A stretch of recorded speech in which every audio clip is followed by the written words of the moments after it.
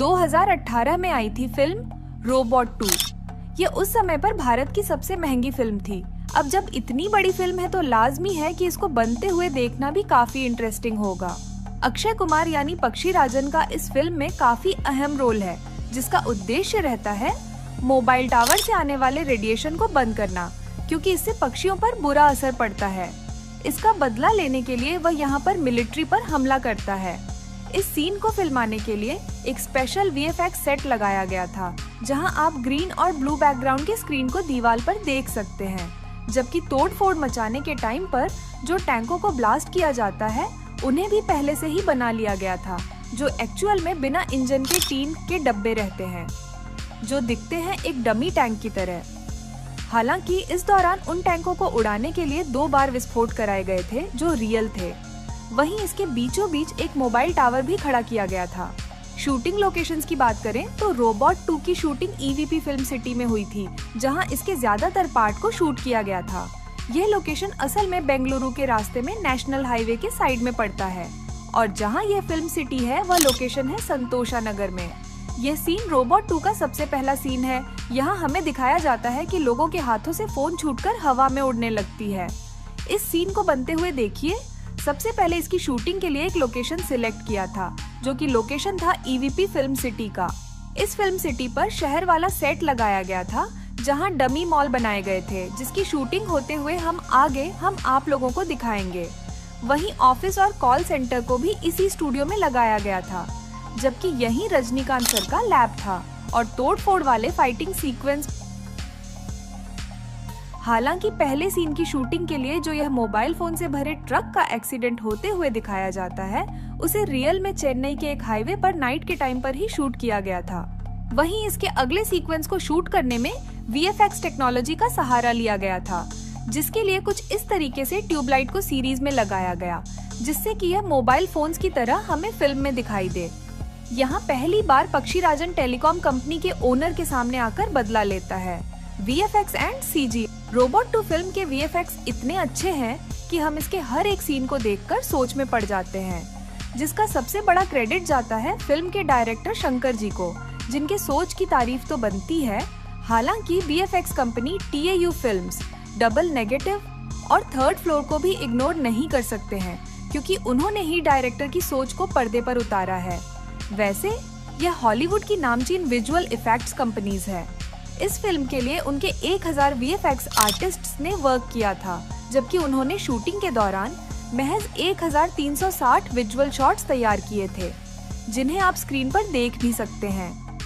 Blender, after effects, रिबीट और माया software से इस फिल्म के बेहतरीन 3D एनिमेशन बनाए गए थे, जिन्हें देखकर लगता ही नहीं है कि यह कंप्यूटर ग्राफिक्स का कमाल है। रोबोट 2 फिल्म को पहली बार में ही 3D में बनाया गया। मेरे कहने का मतलब ये है कि इस फिल्म को सबसे पहले 3D में शूट किया गया था और उसके बाद इसे 2D में बनाया गया, जबकि ज्यादातर फिल्मों को कंप्यूटर ग्राफिक्स की मदद से 3D में तब्दील किया जाता है। बेहतरीन 3D विजुअल्स के साथ साथ इस फिल्म के कंप्यूटर जनरेटेड आर्टिस्ट भी कमाल के दिख रहे थे, क्योंकि फिल्म के डायरेक्टर ने फिजिकल चीजों को CG से कमाल तरीके से ब्लेंड किया है। अब आप इस अभिनेत्री का ही उदाहरण देख लीजिए कि उन्हें कितने रियल तरीके से कंप्यूटर ग्राफिक्स के थ्रू बनाया गया है, यानी कि यह एक CG मॉडल है। वहीं इसी तरीके से चिट्ठी और पक्षीराजन को भी बनाया गया था। इस सीन में वशीकरण यानी रजनीकांत सर अपने स्टूडेंट को अपने नए रोबोट से मिलवाता है, जो कि असल में कोई और नहीं बल्कि एमी जैक्सन यानी नीला रहती है। वैसे इस सीन में हमें खूब सारी कॉमेडी देखने को मिलती है, क्योंकि यहाँ पर एक्सेल यूनिवर्सिटी के स्टूडेंट जब उसे खूबसूरत रोबोट को देखते हैं तो उन्हें उस पर यकीन ही नहीं होता है। वशीकरण के लैब को देखिए, जिसे फिल्म में ऐसा दिखाया जाता है कि ये दुनिया की सबसे हाईटेक टेक्नोलॉजी से लैस है। वास्तव में ऐसा था भी, क्योंकि यहाँ पर रियल दिखने वाले बहुत सारे डमीज रोबोट्स को शूटिंग के लिए बनाया गया था, और उन डमीज को एनिमेट्रॉनिक्स पावर तो नहीं दिए गए थे, क्योंकि यह करना काफी एक्सपेंसिव होता।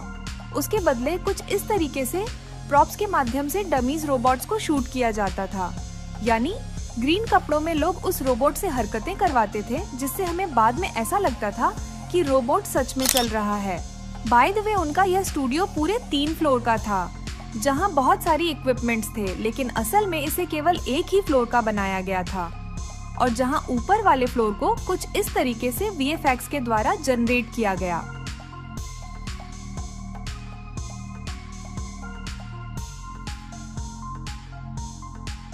अब उस सीन को बनते हुए देखते हैं जब पक्षीराजन के द्वारा एक शहर पर ही हमला कर दिया जाता है। वैसे आपकी जानकारी के लिए फिर से बता दूं कि यह EVP फिल्म सिटी के अंदर का सीन है। इस सीन को फिजिकल और विजुअल दोनों तरह की टेक्नोलॉजी की हेल्प से तैयार किया गया है।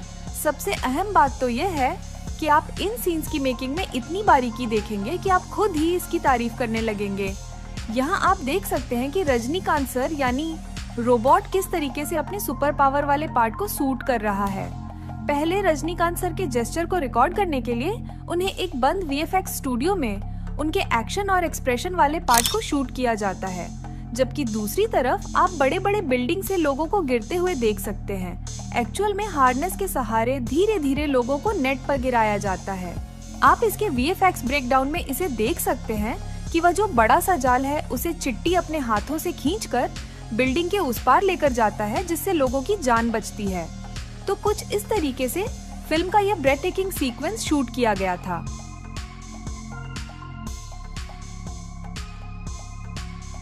वैसे केवल फिल्म के डायरेक्टर की तारीफ करना ही फिल्म के हार्ड वर्क को जस्टिफाई नहीं करेगा। इसका थोड़ा क्रेडिट फिल्म के सिनेमेटोग्राफर नीरव शाह जी को भी जाता है। प्रोस्थेटिक मेकअप देखा जाए तो इस फिल्म में 3 बड़े लीड कैरेक्टर थे, जिसमें रजनीकांत सर, अक्षय कुमार और एमी जैक्सन का नाम आता है।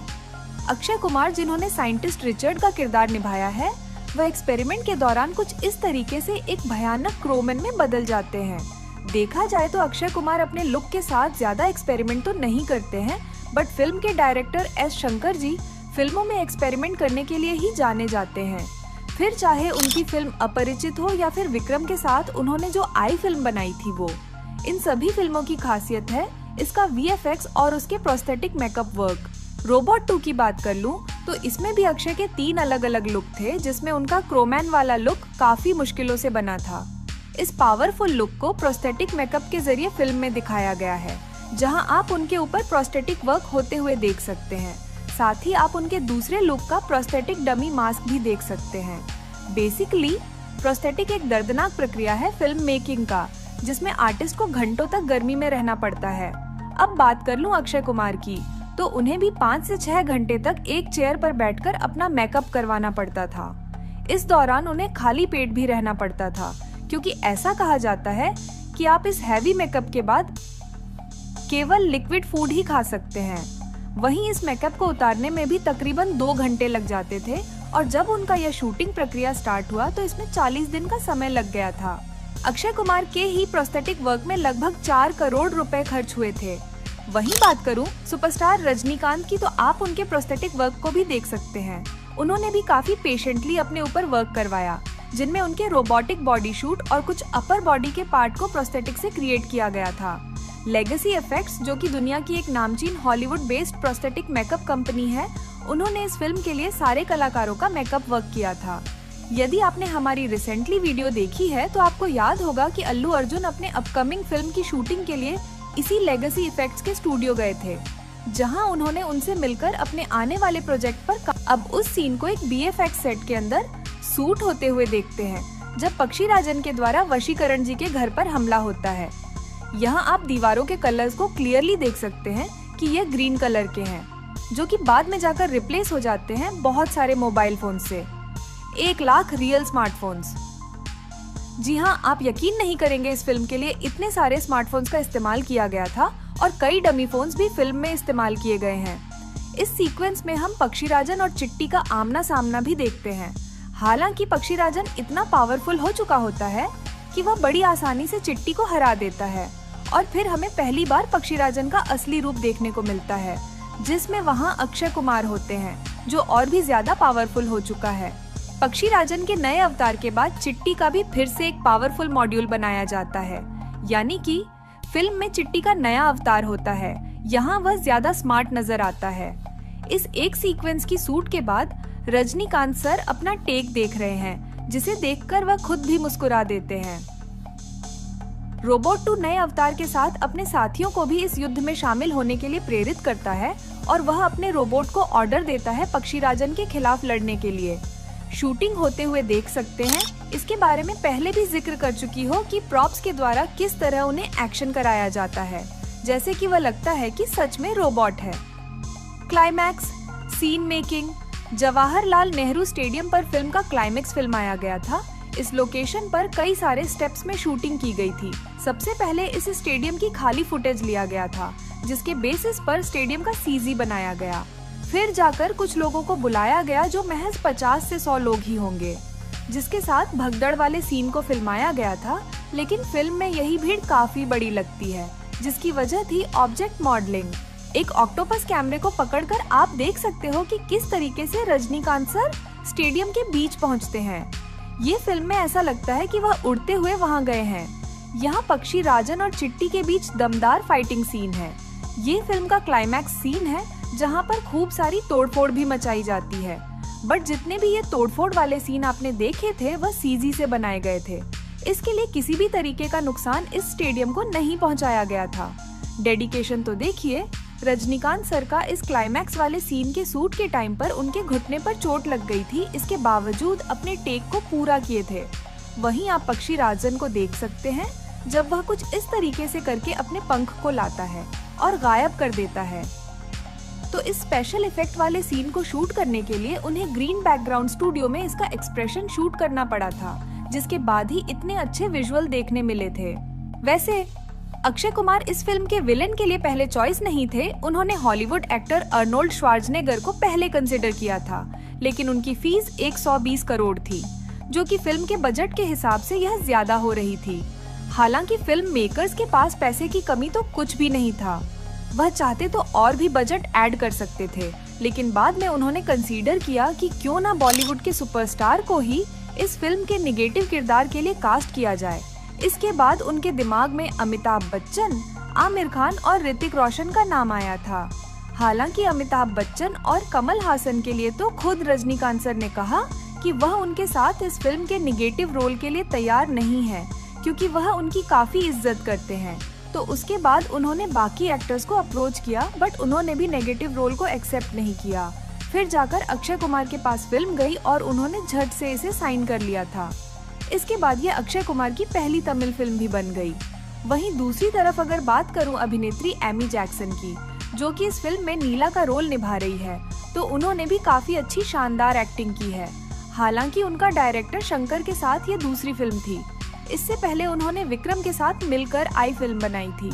वहाँ भी उनकी खूबसूरती की खूब तारीफ की गई थी और अब यहाँ उनका गॉर्जियस रोबोटिक ट्रांसपोर्टेशन तो देखते ही बनता है।